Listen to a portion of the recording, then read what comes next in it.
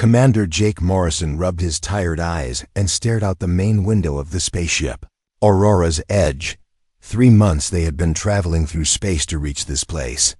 3 months of wondering if humanity would be welcomed into the galaxy or destroyed as a threat. Today would give them the answer. The space station ahead looked like nothing Jake had ever seen. Nexus Prime was massive, bigger than any city on Earth. It spun slowly in the darkness, covered in lights that blinked in patterns he could not understand. Ships of all shapes and sizes moved around it like insects around a bright lamp. Some ships were smooth and silver, others looked like they were made of crystal, and a few seemed to be alive and breathing. "Commander, we're receiving docking instructions," said Lieutenant Ben Rodriguez from his station. His voice was steady, but Jake could hear the nervousness underneath. They all felt it. This was the biggest moment in human history. Dr. Lisa Harper looked up from her computer screen. She had been studying files about alien species for weeks, trying to prepare for what they might face. "Jake, I'm still seeing strange patterns in the station's traffic control.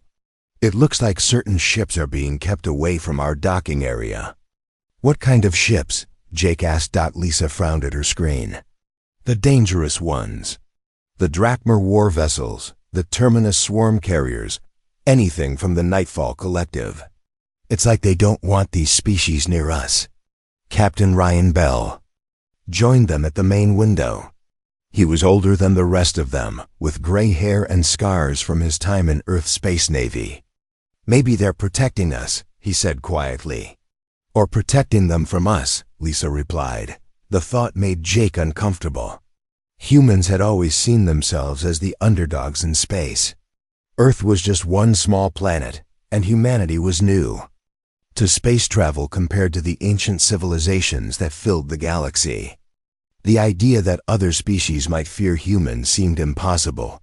The docking process took an hour. Jake watched as huge mechanical arms reached out from the station and pulled their ship into a landing bay. Through the window, he could see other ships already docked nearby. Most of them were sleek and advanced looking, making the Aurora's Edge look like a child's toy in comparison. "All teams, prepare for departure," Jake announced over the ship's communication system. "Remember, we represent all of humanity today. Stay calm, stay professional, and follow the protocols we practiced." The airlock opened with a soft hiss. Jake stepped out first, followed by his team of 12 humans. The air in the station smelled strange, like metal and something sweet he could not identify. The gravity felt lighter than Earth's, making each step feel like a small bounce. A group of aliens waited for them in the docking bay. Jake recognized some of them from the files Lisa had shown him. There was a tall, thin creature with blue skin and 4 arms who spoke for the Centauri Republic. Next to it stood something that looked like a walking tree made of silver metal, representing the Vorthan Empire. A third alien floated in a tank of water on mechanical legs, clearly from the Aquatic Delphini Federation. "Welcome to Nexus Prime," the blue-skinned alien said in perfect English, though its voice sounded like it came from a computer. "I am Ambassador Kelnvar. We will escort you to the evaluation chambers." As they walked through the station's corridors, Jake noticed how other aliens reacted to their presence. Most species they passed seemed curious, stopping to stare at the humans with what looked like interest. But when they encountered members of the galaxy's more dangerous species, the reaction was completely different. A group of Drakmar warriors was walking toward them down a side corridor. These were the reptilian creatures that had conquered 12 star systems through pure military might. Each one was over 7 feet tall, covered in dark scales with claws that could cut through metal. They had been walking with the confident stride of apex predators, but the moment they saw the human group, they stopped. The lead Drakmar, wearing what looked like battle armor, stared directly at Jake. Its yellow eyes were the size of dinner plates, and Jake could see intelligence there, along with something else. Something that looked almost like recognition. The creature's head tilted slightly, and Jake felt an odd urge to maintain eye contact, to not look away first. After several long seconds, the Drakmer group turned and walked down a different corridor, avoiding the humans entirely. That was interesting, Dr. Harper whispered. Drakmer never avoid confrontation. It goes against their entire cultural structure. Ambassador Kelmvar seemed nervous. There have been some unusual behavioral patterns since your arrival was announced. Nothing to worry about, I am sure. They continued through the station, passing markets where hundreds of different species traded goods from across the galaxy. Jake saw technology that seemed like magic, creatures that defied every law of biology he knew, and art forms that made his eyes water just from looking at them. But he also noticed that their escort route seemed carefully planned to avoid certain areas. Where are the terminus swarms? Lisa asked quietly. According to the station roster, there should be several hive ships docked here. They have requested private quarters during your evaluation period, Kelmvar replied quickly. The Nightfall Collective has made similar arrangements. Jake exchanged glances with Ryan Bell. Both of these species were known throughout the galaxy as creatures that feared nothing and no one. The terminus swarms had devoured entire planets, stripping them bare of all life. The Nightfall Collective lived in the dark spaces between stars and hunted other species for sport. Yet both were apparently hiding from a small group of humans. Evaluation chambers were located in the center of the station. The room they entered was enormous, with seating for thousands of beings arranged in a circular pattern around a central platform. Representatives from dozens of species were already present, their conversations creating a sound like nothing Jake had ever heard. Clicks, whistles, electronic tones, and sounds that seemed to come from inside his own head, all mixed together. Holy hell, Ben Rodriguez muttered, looking around at the assembled crowd. It's like every nightmare and dream about aliens came true at the same time. Dr. Harper was already taking readings with her portable scanner. Jake, you need to see this. The biological diversity here is incredible. I'm reading life forms based on silicon instead of carbon, energy beings that don't seem to have physical bodies at all, and something over there that appears to exist in more dimensions than I can measure. But Jake was focused on something else. In the upper levels of the seating area, he could see spaces that were clearly meant to be occupied, but stood empty. Dark alcoves where the Nightfall Collective should have been observing. Sections with environmental controls suited for terminus. Swarm queens. Areas with the high-temperature conditions preferred by Drakmer.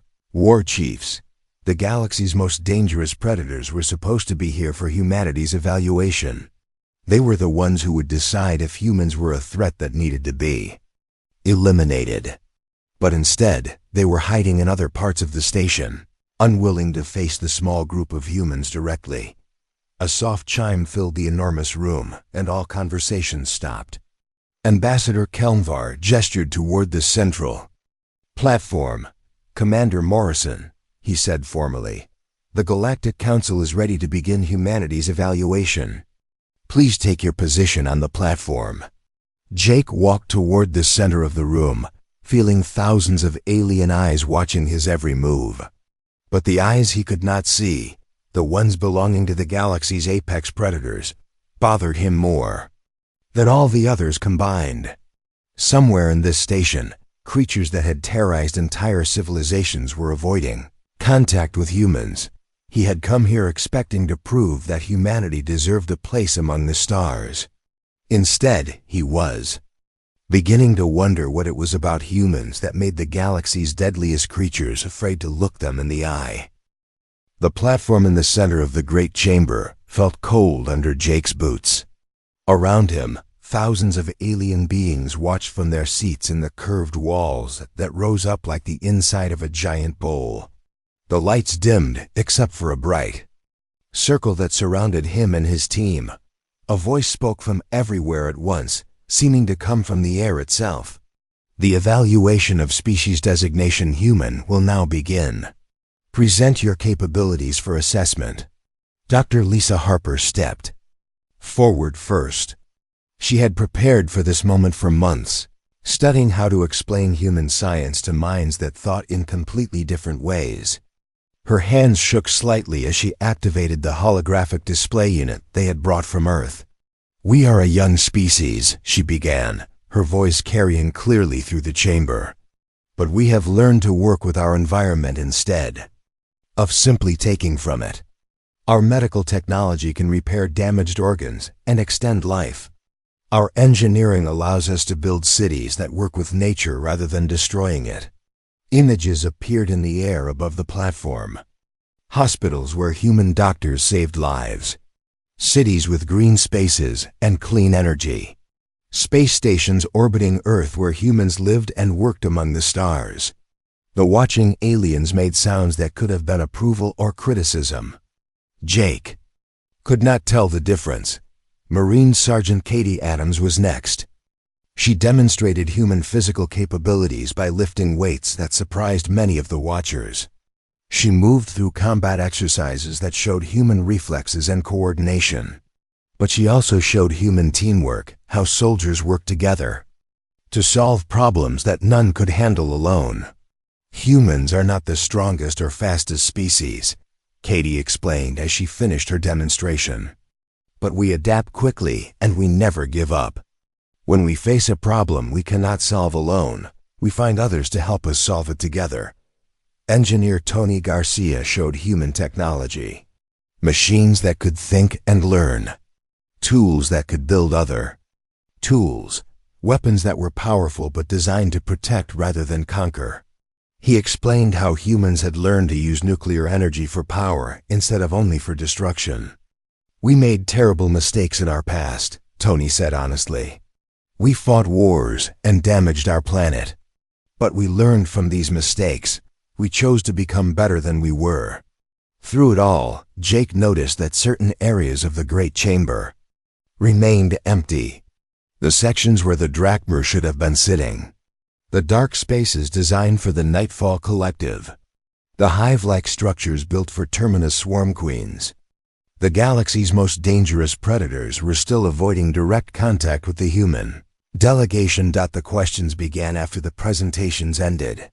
Representatives from dozens of species asked about human culture, human science, human intentions in space. Most questions were curious but friendly.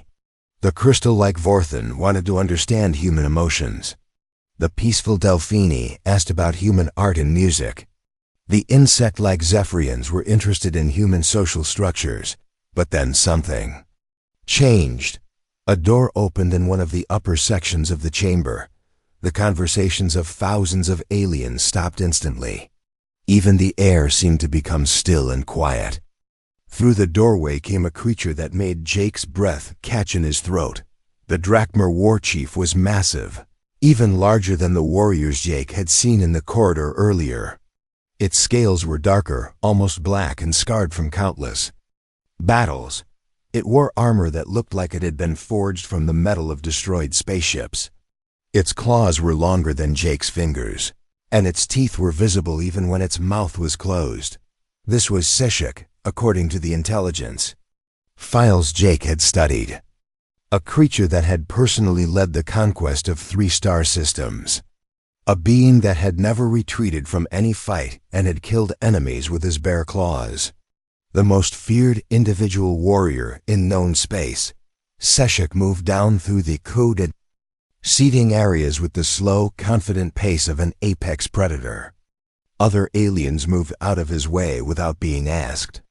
Even species that were not prey animals seemed nervous in his presence. Jake could hear the sound of his claws clicking against the metal floor with each step. Dr. Harper's scanner beeped. Softly, she glanced at it and her eyes went wide. "Jake," she whispered, "I'm reading massive stress hormone spikes from multiple species in the chamber. Heart rates are increasing across the board." The war chief reached the level just above the platform where the humans stood. According to the cultural files Lisa had studied, this was where a Drachmer would issue a formal challenge. It was their way of testing the strength and resolve of potential enemies or allies. No species in galactic history had ever refused a Drachmer challenge without losing all respect and status. Seshek opened his mouth and made a sound like grinding metal mixed with a lion's roar. The universal translators that allowed different species to communicate struggled for a moment before producing words. Humans, I am Sezizthak, war chief of the 3rd Talon Fleet. By the ancient laws of strength, I challenge your leaders to single combat. Show us what manner of predator you truly are. Jake felt every eye in the chamber turn toward him. This was the moment that would define humanity's future. Accept the challenge and face almost certain death against a creature that could tear apart battle robots with his bare hands. Refuse and be marked as cowards unworthy of respect in galactic society. But as Jake looked up at the massive reptilian warrior, something unexpected happened. He felt no fear. Instead, he felt something he had experienced many times during his military career on Earth. The calm focus that came when facing a dangerous enemy. The cold calculation of how to survive and win against impossible odds. Jake stepped forward and looked directly into Seshek's yellow eyes. He did not speak loudly or try to sound threatening. His voice was steady and confident. War Chief Seshek, I accept your challenge, but I propose different terms. Not single combat, but a test of will. We will stand here and look into each other's eyes. The first to look away loses. No weapons, no claws, no tricks. Just the strength of our minds and our resolve. The chamber erupted in sounds from 1,000 different species. Some seemed shocked, others excited, and many confused. No one had ever proposed such terms to a Drachmer challenge before. Seshek's head tilted slightly. His massive form seemed to tense, as if preparing for battle. But then he began walking down the steps toward the platform. Each step brought him closer to the humans, and Jake could see something changing in the war chief's posture. When Seshek was still 20 feet away from the platform, he suddenly stopped. His yellow eyes were locked on Jake's brown ones, and Jake stared back without blinking. Neither of them moved or spoke. Dr. Harper's scanner was beeping frantically now. Jake, she whispered urgently, his stress levels are off the charts. Heart rate increasing. All the biological signs of extreme fight-or-flight response. But Jake was not listening to Lisa. He was focused entirely on the creature in front of him. In Seshek's eyes, Jake could see intelligence and strength, and the confidence of a being that had never known fear. But he could also see something else. Something that looked almost like recognition, that it was as if the Drachmer war chief was seeing something in Jake's eyes that he had never expected to find. Something familiar yet alien. Something that spoke to instincts older than civilization. The staring contest continued for what felt like hours, but was probably only minutes. Around them, the great chamber had fallen completely silent. Even the mechanical sounds of the station's life support systems seemed muted. Then, slowly, Seshek began to back away. His eyes never left Jake's, but his massive body took one step backward, then another. His claws scraped against the metal floor as he retreated. Finally, when he was back at the edge of the platform area, Seshek spoke again. His voice was different. Now less confident, almost uncertain. You are not what you appear to be, human Jake Morrison. There is something in your eyes that I have not seen before. Something that makes my ancestors' voices whisper warnings in my mind. With that, the war chief turned and walked quickly back toward the upper levels of the chamber. For the first time in recorded galactic history, a Drachmer had backed down from a confrontation without violence. Jake remained standing on the platform, still feeling strangely calm. Around him, thousands of alien voices began speaking at once, creating a sound like a storm of confusion and amazement. Dr. Harper grabbed his arm.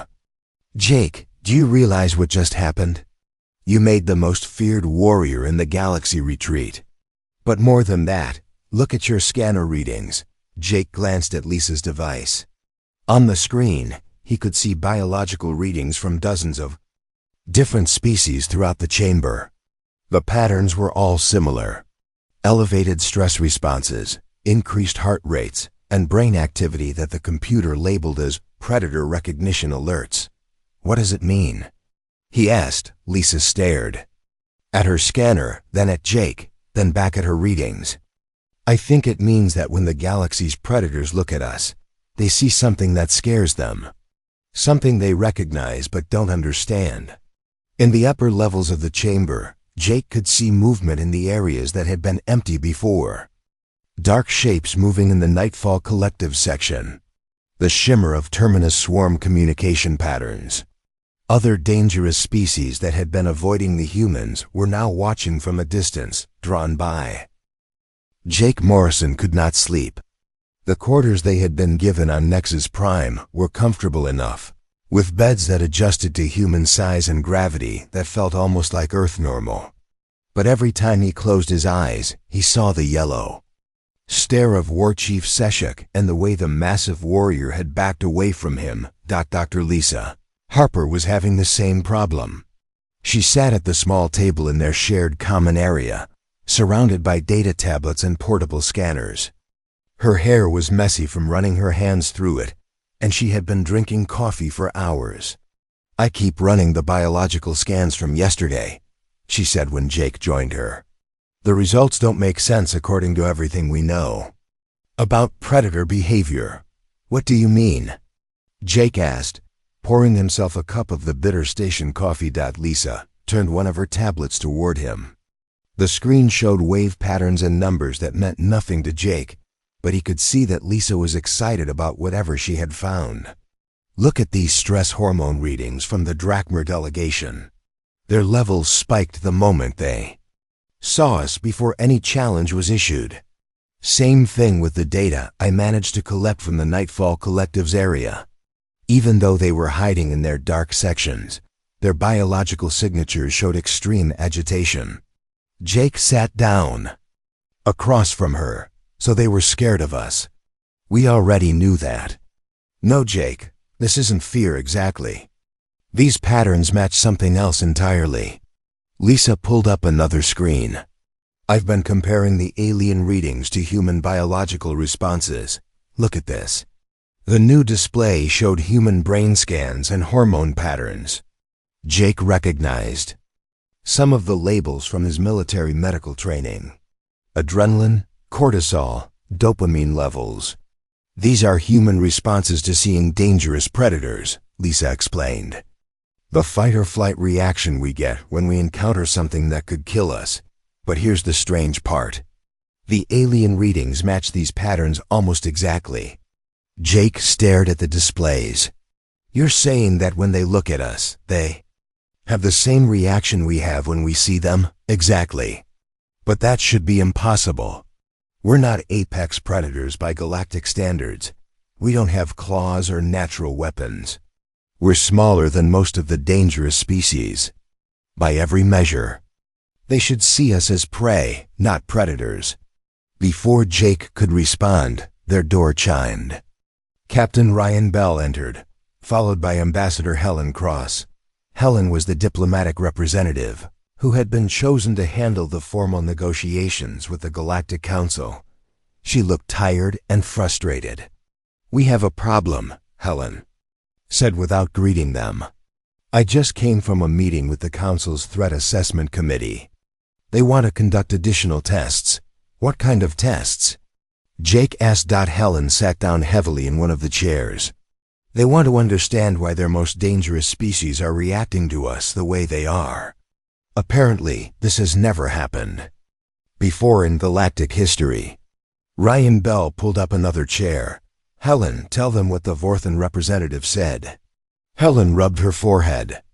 Council Member 7742 Zeta explained that their deep space scanning technology can read neural patterns from a distance. They've been monitoring our brain activity since we arrived on the station. Lisa looked up from her data tablets. That should be illegal under galactic privacy laws. It is, Helen replied. But they classified it as a security measure, The results are why they're so concerned. Jake felt a cold feeling in his stomach. What did they find? Helen looked at each of them before answering. According to their scans, human neural patterns contain recognition markers that match every major predator species in the galaxy. When their dangerous species look at us, their instinctual threat detection systems activate in ways they've never experienced before. The room fell silent. Jake tried to understand what this meant. Lisa was staring at her scanners with a new expression on her face. That's impossible, Lisa said slowly. Humans evolved on Earth, completely isolated from galactic species. We couldn't have recognition markers for aliens we've never met. Unless, Ryan said quietly, we developed those markers through our own evolutionary history. Lisa's eyes went wide. She began typing rapidly on her tablets, pulling up new displays and running calculations. "Oh my God," she whispered. "Ryan, you might be right. Jake, look at this." She showed them a new screen filled with evolutionary data from Earth's history. Images of extinct predators that had once lived on their home planet. Saber-toothed cats, giant bears, massive reptiles, pack-hunting wolves, flying predators, and creatures that lived in the deep oceans. Earth was a death world, Lisa said, her voice growing more excited as she spoke. Not just difficult to live on, but actively trying to kill everything that lived there. Humans didn't just evolve alongside predators. We evolved while being hunted by every type of predator imaginable. She pulled up more data. Look at the patterns. Pack hunters like wolves, which matches the social hunting behavior that scares the Drachmer. Ambush predators like big cats, which is similar to how the Nightfall Collective hunts. Swarm predators like army ants, which explains the terminus swarm reaction. Jake began to understand. You're saying that humans learned to recognize and survive every type of predator that existed on Earth. More than that, Lisa replied. We learned to think like them, to predict their behavior, to hunt them when necessary. The evolutionary pressure on Earth created humans who could identify, understand, and defeat every type of predatory behavior. Helen leaned forward. So when galactic predators look at humans, they see the recognition patterns of creatures that successfully hunted and outlasted every predator on their world. Exactly, Lisa said. We're not just another predator species to them. We're the predator species that won. The ultimate survivors who conquered the most dangerous hunting ground any of them have ever heard of. Ryan stood up and walked to the window that looked out over the station's docking bays. That explains why they're avoiding us. They're not seeing humans as potential prey or even as competitors. They're seeing us as the successful version of what they are. Jake felt pieces of a puzzle clicking together in his mind. It's like when you meet someone who's much better at your job than you are. You feel threatened, but also impressed. You want to learn from them, but you're also afraid of being replaced by them. Their conversation was interrupted by another door chime. This time, Ambassador Kelmvar entered, accompanied by two other aliens that Jake recognized from the evaluation chamber. One was a Vorthan crystal being, and the other was a Delphini in its mobile water tank. Forgive the intrusion, Kelmvar said formally, but we have urgent matters to discuss. The Vorthan being spoke in its strange musical voice that sounded like wind chimes. I am Council Member 7742 Zeta. We have completed our analysis of the situation. The results require immediate action. The Delphine's translator produced a calm, elderly voice. I am Elder Reef Singer. What we have discovered about your species changes everything we thought we knew about predator evolution. Helen stood up, automatically shifting into her diplomatic role. What exactly have you discovered? Council Member 7742 Zeta's crystalline form flickered with different colors as it spoke. Your species represents something unique in galactic history. Every predator species we know evolved to dominate a specific ecological niche. Pack hunters, ambush predators, swarm hunters, aerial predators, aquatic hunters, each became extremely effective at one type of hunting. Elder Reef Singer continued the explanation. But humans evolved on a world where all these predator types existed simultaneously. Your species was forced to develop recognition and survival strategies for every possible threat pattern. Jake felt a chill as he began to understand the implications. You're saying that Earth was more dangerous than any world that produced the galaxy's current predator species? Much more dangerous, Kaunvar replied. We have analyzed the evolutionary data from your planet. The variety and intensity of predatory pressure that shaped human development exceeds anything in our records. Council Member 7742 Zeta changed colors again.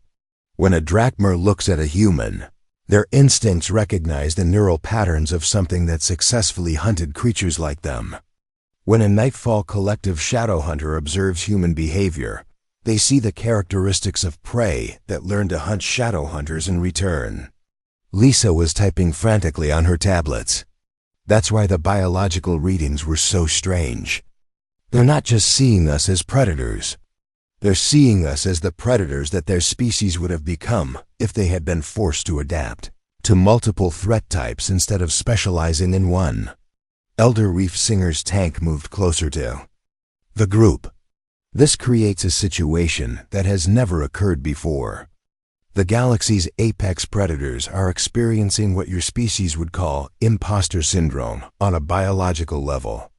They are instinctively recognizing that humans represent a more advanced evolutionary adaptation than their own. Ryan turned from the window. So what happens now? Are we being accepted into galactic society, or are we being classified as a threat that needs to be eliminated? The three alien representatives exchanged what might have been meaningful glances, though Jake found it hard to tell with such different species. Kellen-VAR spoke carefully. The decision has already been made, but not in the way anyone expected. The Galactic Council is prepared to.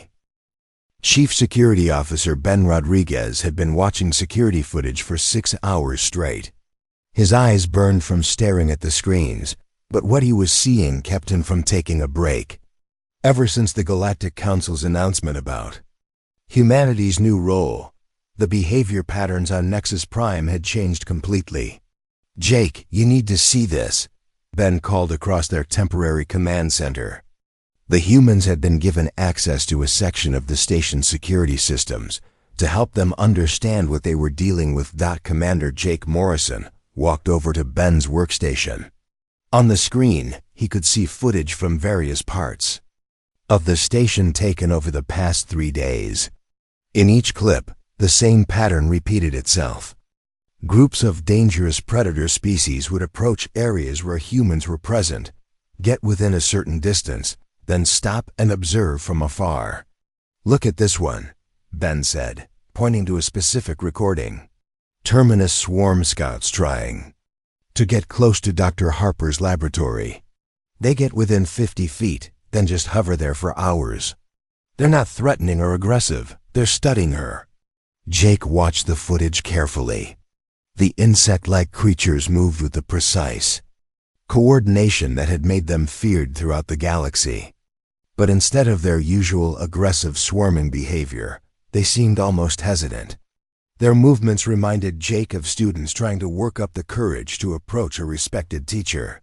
Here's another one, Ben continued, switching to a different camera feed. Nightfall Collective Shadows following Tony Garcia through the engineering sections. They stay just at the edge of the light, matching his pace exactly. When he stops to examine something, they stop too. Jake rubbed his tired eyes. 3 days ago, these same creatures had been hiding from human contact entirely. Now they were following the human team members around like curious children, maintaining just enough distance to feel safe, but close enough to observe everything. Dr. Lisa Harper entered the command center carrying a stack of data tablets and looking excited. She had been working with the station's xenobiology department, trying to understand the changes in alien behavior. "Jake, the breakthrough we've been hoping for," she said, setting her tablets down on Ben's desk. "I've been working with researchers from 12 different species, and we finally understand what's happening." "Tell me," Jake replied. Lisa activated one of her tablets, showing brain scan images from various alien species. "Remember how we discovered that humans have recognition patterns for all types of predators? Well, it turns out the effect works both ways. When predator species observe human behavior, their brains start forming new neural pathways." She switched to a different display showing before and after scans. "These are brain scans from a Drachmer warrior who has been observing human activities for the past 3 days. Look at the changes in the areas responsible for social reasoning and long-term planning." Jake could see differences in the brain images, though he did not understand exactly what they meant. "What does this tell us?" "The Drachmer brain is adapting," Lisa explained. "Exposure to human behavioral patterns is literally rewiring how they think about conflict resolution and social interaction. Instead of defaulting to immediate violence, their brains are developing pathways that consider alternatives first." Ben looked up from his security screens. "So just being around us is changing how they think?" "Exactly. And it's happening with all the predator species. The Terminus swarm hive minds are developing individual decision-making capabilities. Nightfall collective hunters are learning to cooperate instead of competing with each other. It's like watching evolution happen in real time." Jake felt a mix of excitement and concern. This could be incredibly dangerous. "We're changing the fundamental nature of species that have existed for millions of years." "Or incredibly beneficial," Lisa replied. "Jake, these species have been stuck in evolutionary dead ends for millennia. They became so specialized as predators that they couldn't adapt to anything else. Exposure to humans is giving them the opportunity to evolve beyond their limitations." Their conversation was interrupted by Captain Ryan Bell, who entered with a concerned expression. "We have a situation developing in the main diplomatic sector. The Galactic Council has called an emergency session." "What kind of situation?"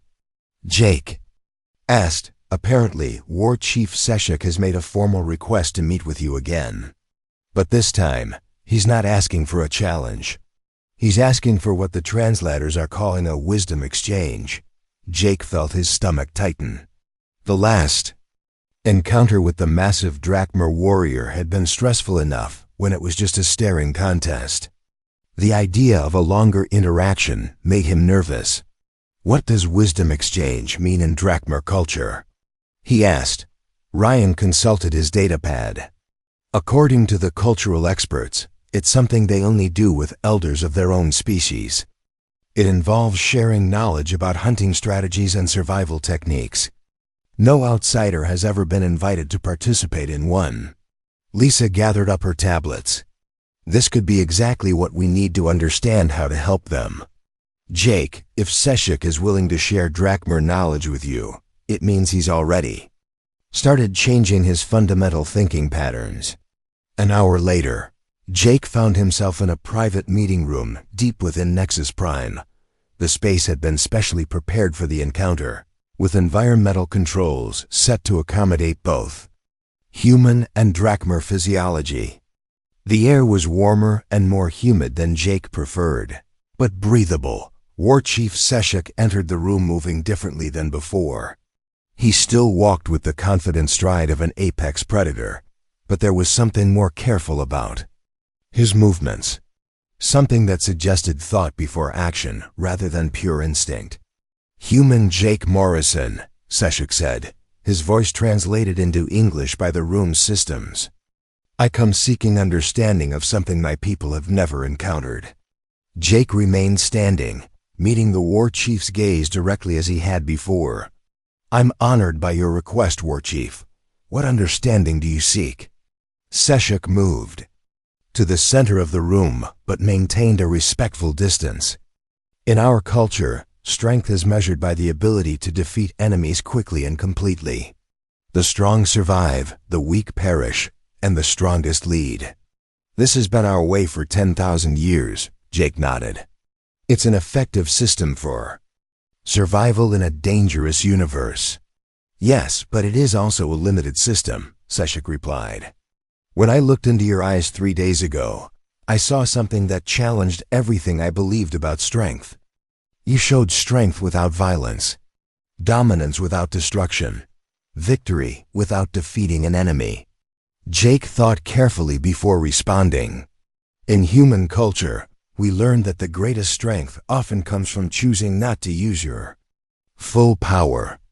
A warrior who can destroy his enemy but chooses to find another solution is stronger than one who can only destroy. Seshik's head tilted in the gesture Jake was beginning to recognize as deep thought. This concept troubles my mind. How can choosing weakness be strength? It's not choosing weakness, Jake explained. It's choosing the right tool for the situation. Sometimes the situation requires force. Sometimes it requires patience. Sometimes it requires cooperation. A truly strong warrior knows which tool to use when. For the next 2 hours they talked. Seshik described Drakmar military strategies and philosophy. Jake shared human approaches to conflict resolution and leadership. What started as a formal exchange gradually became something more like a conversation between two soldiers comparing experiences. Your species fascinates me, Seshik said eventually. You have the hunting instincts of the greatest predators, but you use them in service of building rather than destroying. How did humans learn this balance? Jake thought about the question seriously. We learned it because we had to. On Earth, pure aggression would have gotten us killed. We had to be smart enough to avoid fights we couldn't win, strong enough to win fights we couldn't avoid, and wise enough to know the difference. And this made you stronger than species that specialized in only one approach. It made us more adaptable. When the environment changed, we could change with it. When new challenges appeared, we could develop new solutions. Specialists are very good at doing one thing, but generalists can survive anything.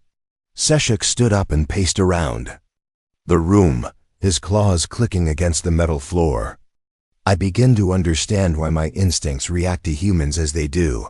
You are not just another predator species. You are the predator species that learned to be something more than predators. That's exactly right, Jake replied. And that's what we can teach your people. How to keep your strength while adding new capabilities. How to remain Drakmar while becoming more than you were before. The war chief stopped pacing and looked directly at Jake again. This time, there was no challenge in his gaze, no testing of strength. Instead, Jake saw something that looked like hope. If I were to bring this knowledge back to my people, how would they learn to apply it? We are not humans. We cannot simply copy your methods. Jake smiled. You don't need to copy our methods. You need to find Drakmar methods that achieve the same goals. We can show you the principles, but your people will need to develop their own applications. This would require Drakmar warriors to think in ways they have never thought before. Yes, it would. But base. 6 months had passed since the Aurora's Edge first docked at Nexus Prime. Commander Jake Morrison stood in the observation deck of humanity's new embassy ship, watching the construction of what would become the first interspecies evolution center. The massive station was being built by teams that would have been impossible to imagine before humans arrived in galactic society. Drakmar engineers worked alongside Terminus swarm construction units, their movements coordinated by nightfall. Collective planners who had learned to operate in bright light. Species that had been mortal enemies for thousands of years were now collaborating on a project that would benefit them all. Dr. Lisa Harper joined Jake at the observation window, carrying her ever-present data tablets. Her research had expanded far beyond simple biological scans. She was now leading the galaxy's first comprehensive study of predator evolution and adaptation. The results from this month's neural scans are incredible, she said, activating one of her displays. Look at these brain patterns from the Drakmer volunteer group. Jake studied the colorful images on Lisa's screen. Even to his untrained eye, he could see dramatic differences between the early scans and the current ones. Areas of the brain that had been dormant were now active and growing. "What are we looking at?" he asked. "Creative problem-solving centers," Lisa explained excitedly. 6 months ago, Drakmer brains showed almost no activity in regions associated with artistic thinking or innovative planning.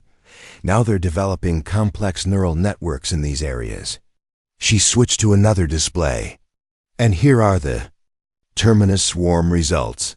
Individual queens are maintaining personal thoughts and preferences, even while connected to the hive mind. They're becoming individuals without losing their collective abilities. Through the window, Jake could see a group of Nightfall Collective members working in full daylight, their shadow forms adapted with protective gear that allowed them to function outside their usual dark environments. They moved with purpose and coordination, no longer the solitary hunters they had been for millions of years. Captain Ryan Bell approached them from across the observation deck. "Jake, we have a communication from Earth. Admiral Parker wants a full report on the Galactic Defense Initiative." Jake nodded.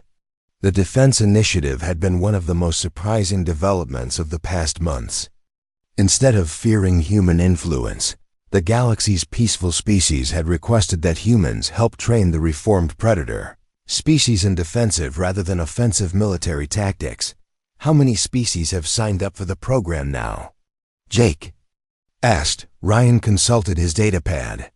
47 species have requested human military advisors. The Drakmer Syndicate wants to convert their entire military structure from conquest-based to protection-based.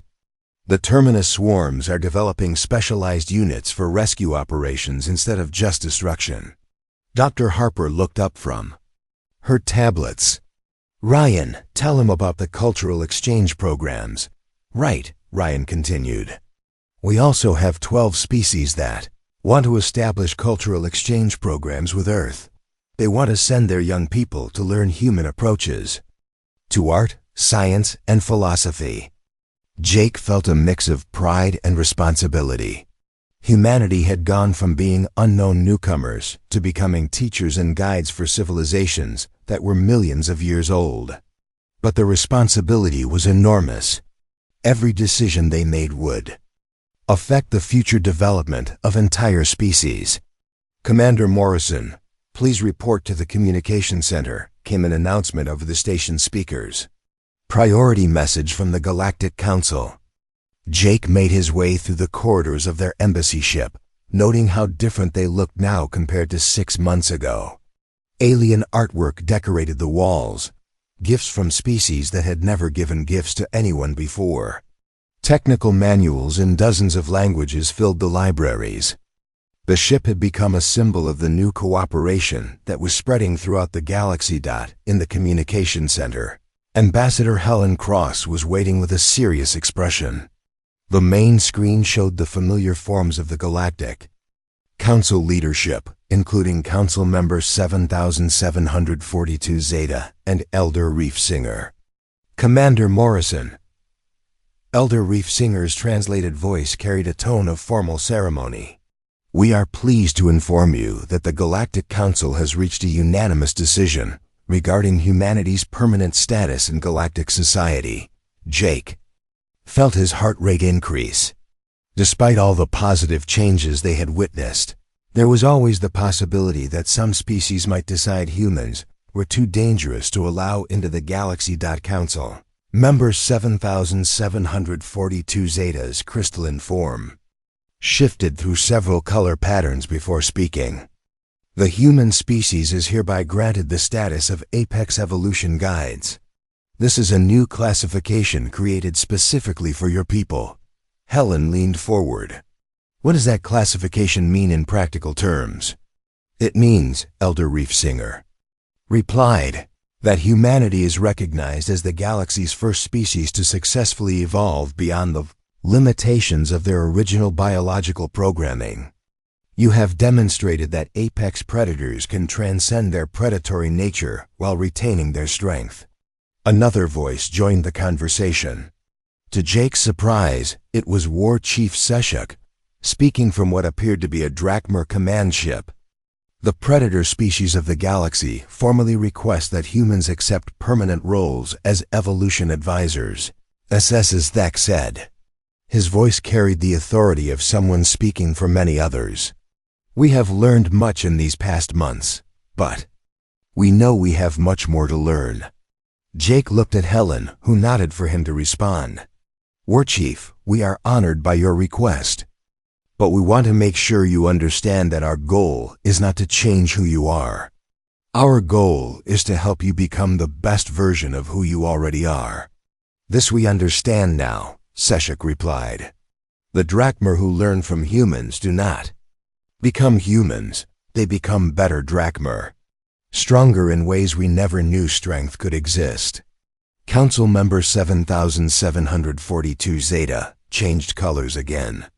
Commander Morrison, there's another matter we must discuss. The success of the human program has attracted attention from beyond our local galactic region. We have received communications from distant star clusters requesting information about your species. Jake felt a chill. What kind of communications? Elder. Reef Singer's tone became more serious. Some are requests for similar guidance programs, others are less friendly inquiries. There are civilizations in distant regions that view the changes happening here as a potential threat to their own power structures. Helen stepped forward. Are you saying that our success here might lead to conflict with external forces? It is possible, Elder Reef Singer admitted. But we believe that the new cooperative relationships being built here will be strong enough to handle such challenges. The galaxy is becoming something it has never been before. A community of species working together instead of simply coexisting. War Chief Seshuk's voice carried a note of determination. Any external threats will find that the galaxy's predator species now fight for protection and cooperation rather than conquest and domination. This makes us more dangerous to enemies and more valuable to allies. Jake thought about the implications. Humanity had not just joined galactic society. They had helped transform it into something entirely new. The responsibility was staggering, but so was the opportunity. Council members, War Chief, humanity accepts the role of Apex Evolution Guides.